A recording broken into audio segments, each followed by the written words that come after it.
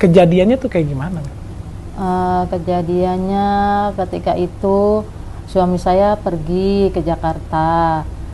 Dia berpamitan dengan saya. Nah, ketika suami saya sedang pergi, saya ingin ke tempat anak saya, ingin sholat di sono, terus ingin bertanyakan pada suaminya, hari ini kerja apa, begitu. Nah, setelah itu kita ngobrol sebentar sama si RG. Tiba-tiba nggak lama kemudian si ketua pemuda datang. Nah, ketika itu saya sedang sholat. Setelah sholat, biasanya kan saya memang kalau sholat itu saya ngebuka pakaian gitu kan, berbuka busana. Nah, saya ketika itu saya sedang di kamar. Nah, si kepala pemuda itu tiba-tiba ngetok-ngetok pintu.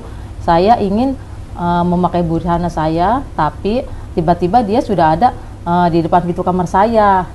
Oh, seperti itu, Pak. Jadi ibu tuh posisinya habis dalam keadaan beribadah lagi, lagi. Halo sahabat Fakta 5D, bertemu dengan 5D yang terus mengabarkan fakta viral seputar selebritas tanah air yang terus saja bikin berita, dan dengan berita mereka tetap eksis di ranah media. Pengakuan dari Ibu Rihanna, ibu dari Norma Risma ini makin membuat fakta baru, dan netizen makin ingin menemukan kebenaran yang sebenarnya. Karena memang aneh apa yang dikatakan oleh ibu dari Norma Risma ini membantah semua tuduhan dan membalik fakta-fakta yang dibeberkan oleh Norma Risma dan juga beberapa pemuda kampung yang menggerebek mereka.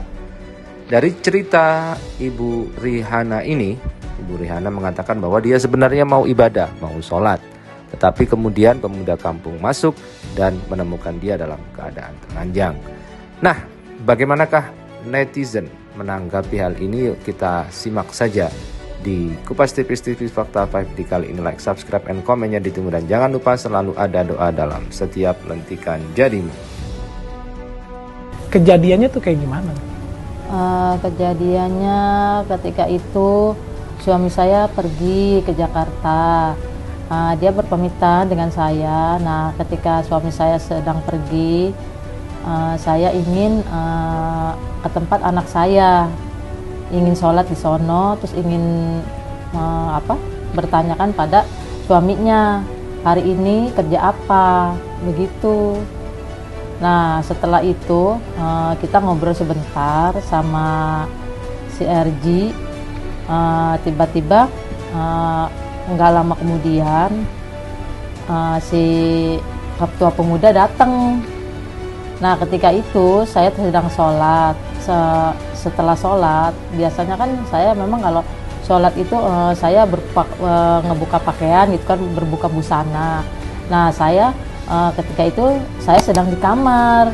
Nah, si kepala pemuda itu tiba-tiba ngetok-ngetok pintu.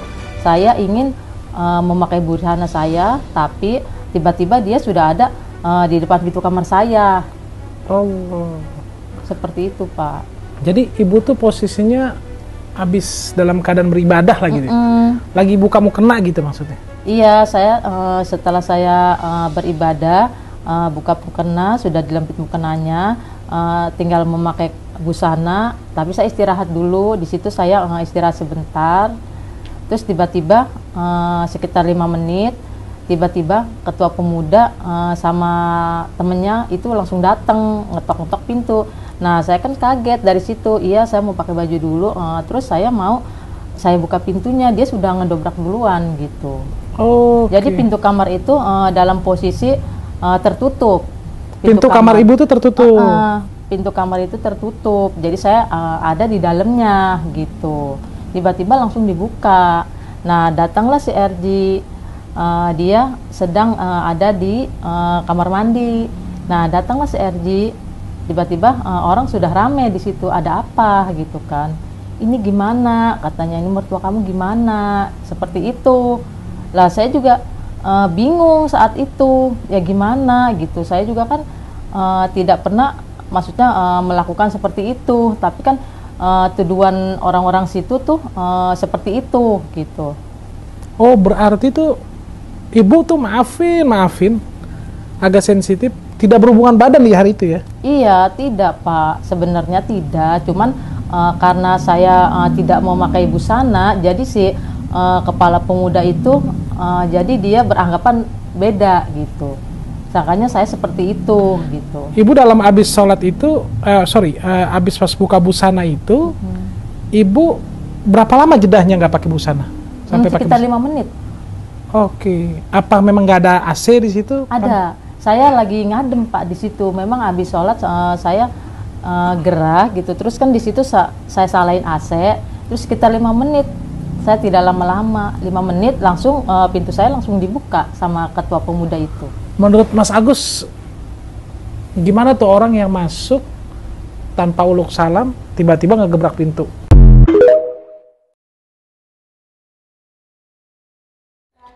Nah, berikut ini adalah tanggapan dari netizen. Ada netizen yang menyorot gerak-gerik matanya, bahwa gerak-gerik mata itu menunjukkan kata-kata yang diucapkan adalah karangan. Terus ada yang menyorot soal sholat tidak memakai busana. Ngapain sholat nggak pakai busana? Jangankan yang ahli, gue yang awam aja tahu ini karangan dari lirik matanya. Dan ada netizen yang mengatakan bahwa keberanian ibu ini luar biasa karena dia berani tampil. Dan hal ini juga memicu para netizen untuk mencari ketua pemuda yang melakukan penggerebekan ibu dan juga mantunya ini. Dari Hanha, tiba-tiba seketika setelah itu artinya dia menyorot kata-kata yang banyak dilontarkan oleh ibu Rihanna ini. Kemudian ada yang membuat fakta lain. Katanya kemarin lagi ngadem, sekarang bilang ceritanya habis sholat. Yang benar yang mana bun? Maksudnya sholat dalam kondisi nggak pakai busana gitu, pakai mukena aja, matanya kemana-mana aja bu. Dan memang jika memang ini karangan, bahwa keberanian mental dari ibu ini luar biasa. Mungkin juga ahli dalam mengucapkan kata-kata dan bersilat lidah, dan bahwa dia di depan kamera, di depan podcast saja sepertinya tidak ada rasa gemetar atau bagaimana, hanya kata-kata dan juga lirikan mata yang disorot oleh netizen. Kemudian ada yang mengatakan bahwasanya harusnya semua kumpul menjadi satu, mulai dari Rozi, Rihanna, Risma, dan juga bapaknya, kemudian ketua remaja dan ketua RT setempat. Dan ada yang mengatakan perlu dihipnotis oleh Uya Kuya. Tetapi intinya netizen banyak yang tidak percaya dari omongan Ibu Rihanna ini.